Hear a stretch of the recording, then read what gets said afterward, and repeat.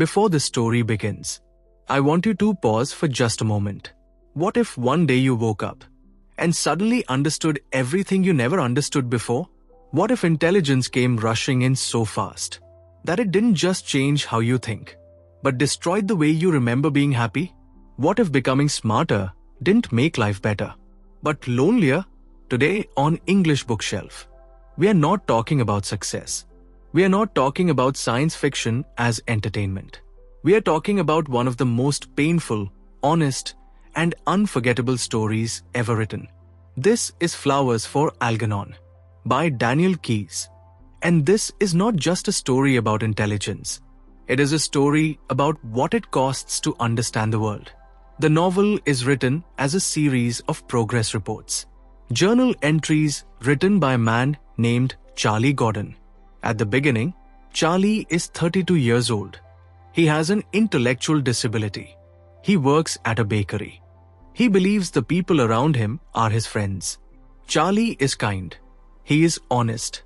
He tries harder than anyone else. More than anything, Charlie wants one thing: to be smart. He believes intelligence is the key to being liked, to being respected, to finally belonging in the world. When scientists offer Charlie the chance to undergo an experimental surgery that could dramatically increase his intelligence, he agrees without hesitation. Not because he understands the risks, but because he trusts them. And because hope is stronger than fear. When you don't fully understand fear, at the same time, the same experiment is being tested on a mouse named Algernon.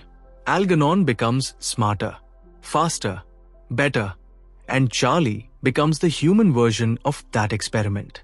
After the surgery, change comes slowly at first.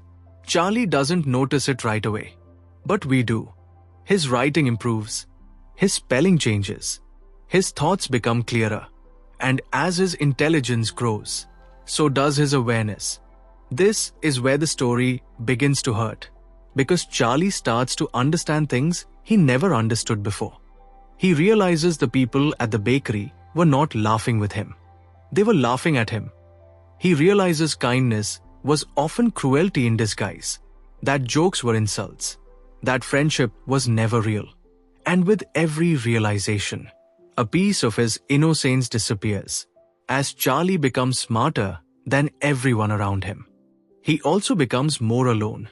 He surpasses his teachers, outgrows his doctors, distances himself from the people he once trusted. Knowledge gives him power, but it takes away comfort. Charlie begins to understand complex ideas, languages, science, philosophy, but he also begins to understand pain. He understands rejection. He understands loneliness. He understands how intelligence can separate rather than connect.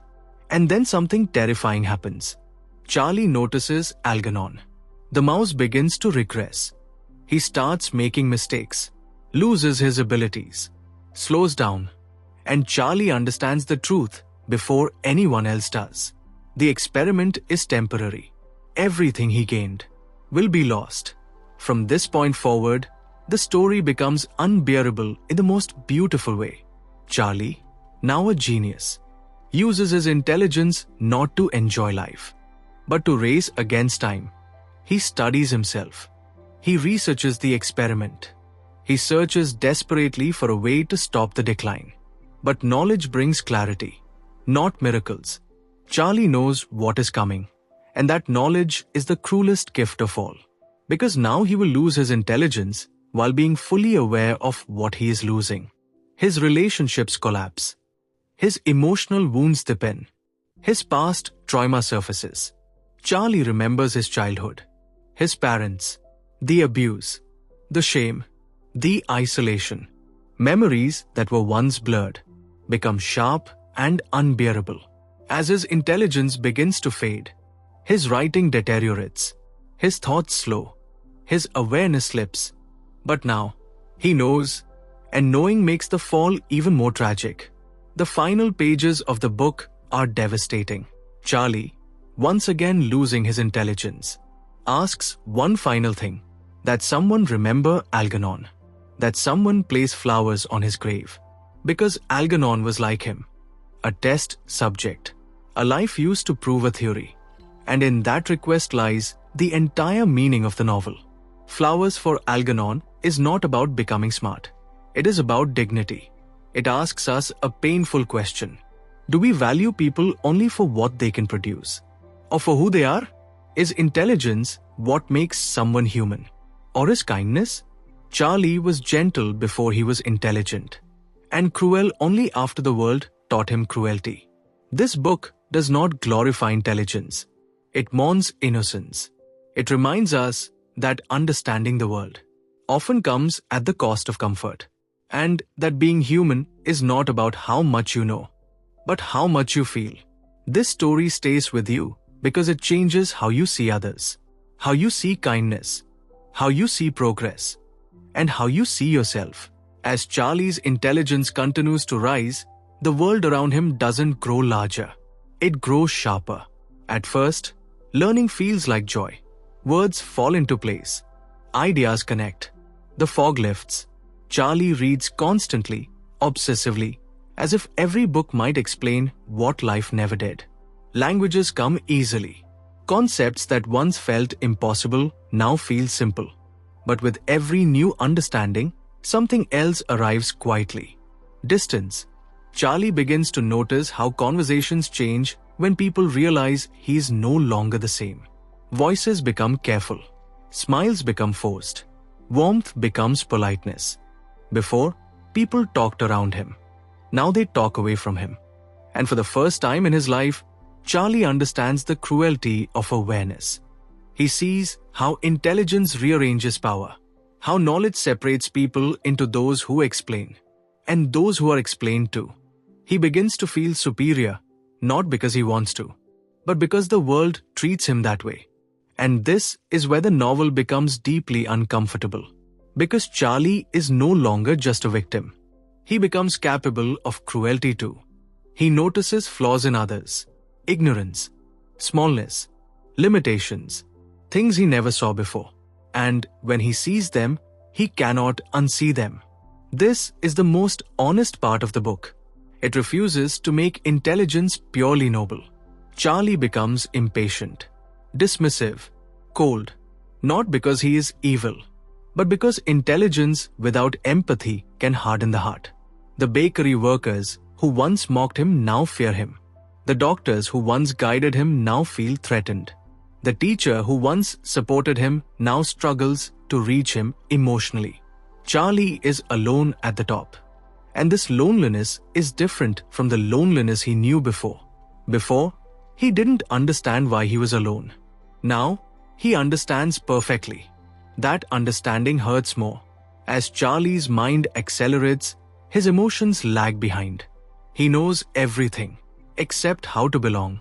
He begins to confront his past. Memories return with painful clarity. Moments he couldn't process before now arrive fully formed.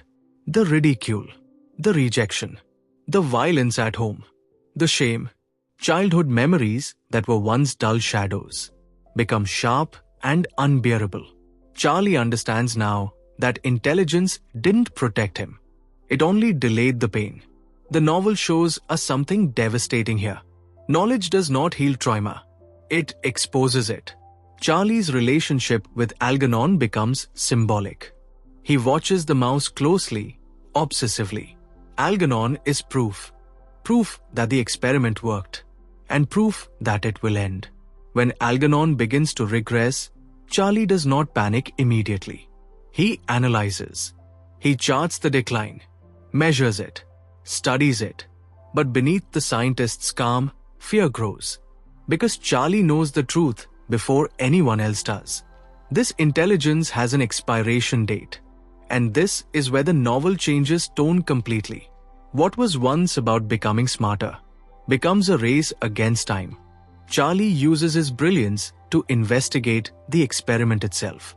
He writes papers, challenges the scientists, finds the flaw, but discovering the truth does not save him. It only makes the future unavoidable. And knowing the future is the cruelest punishment of all. Charlie understands that he will lose everything he has gained. Every word, every insight, every connection. and unlike before. He will remember what it feels like to be losing it. The awareness of decline becomes unbearable. He grows anxious, desperate, isolated, not because he fears being unintelligent, but because he fears returning to a world that once hurt him. Without the protection of innocence, he knows what awaits him, and that knowledge breaks something inside him. The book now asks a question that echoes quietly in the background. Is ignorance really bliss? Or was it simply mercy? Charlie begins to understand that intelligence did not make him happier. It made him conscious of injustice, of cruelty, of how conditional kindness can be. And this realization reframes the entire experiment. The goal was never human happiness. It was achievement, progress, proof. Charlie was not healed. He was optimized. And now that optimization is failing. As Algernon dies, Charlie mourns not just the mouse, but himself, because Algernon's fate is his own. And in that quiet grief, the novel reaches a deeper truth. Progress without compassion leaves casualties behind. This part of the story is not loud. It doesn't shout. It tightens. It narrows the space around Charlie until there's nowhere left to run. And as the decline begins, the pain becomes unbearable. Because now, for the first time in his life, Charlie understands exactly what he is about to lose. As the decline begins, it does not arrive all at once. It comes quietly, almost politely. At first, Charlie tells himself it's temporary. A bad day, fatigue, a distraction. But the mistakes keep returning. A word he once knew slips away. A concept blurs. A sentence takes longer to finish. And Charlie understands something terrifying. This time, he notices that awareness changes everything. Before the operation, Charlie didn't know what he was missing. Now he knows exactly what is leaving him. And knowing makes the loss unbearable. Charlie begins writing again, just like he did at the beginning of the book. But the progress reports change. The language becomes simpler. The thoughts less precise. The confidence slowly drains away. And with every page, the reader watches something sacred disappear. Charlie tries to hold on. He reads. He studies. He repeats. But the mind does not listen to willpower. Intelligence fades on its own schedule. As his intellect declines, Charlie's emotional world becomes even more painful. Because now his innocence does not return with ignorance. His memories remain. He remembers being laughed at. He remembers being pitied. He remembers being used. And now, without the shield of intelligence or innocence, he must face the world again. This is the most devastating truth of the novel. Charlie does not return to the same life he left. He returns changed, wounded by knowledge, shaped by awareness. He understands how people treat him differently now. The looks, the tone, the patience that feels like pity. And it hurts more than it ever did before. Because now he understands the cruelty behind it. This is where Flowers for Algernon reveals its deepest message. Ignorance was not weakness. It was protection. Charlie's intelligence did not save him from pain. It only taught him how to recognize it. As Algernon dies, Charlie grieves with a depth he never knew before. The mouse was not just an experiment. Algernon was a mirror, a living reminder of what happens when progress forgets compassion. Charlie's final request is simple, quiet, almost childlike. That someone remember Algernon. That someone put flowers on his grave. In that moment, the title of the book reveals its full meaning. Flowers for Algernon is not about the mouse. It is about dignity, about remembering those who are used, improved, and discarded in the name of advancement. Charlie realizes that he, too, was an experiment, a temporary success, a data point. And yet, he was human. He loved. He hoped. He suffered. As his intelligence continues to fade, Charlie makes a choice.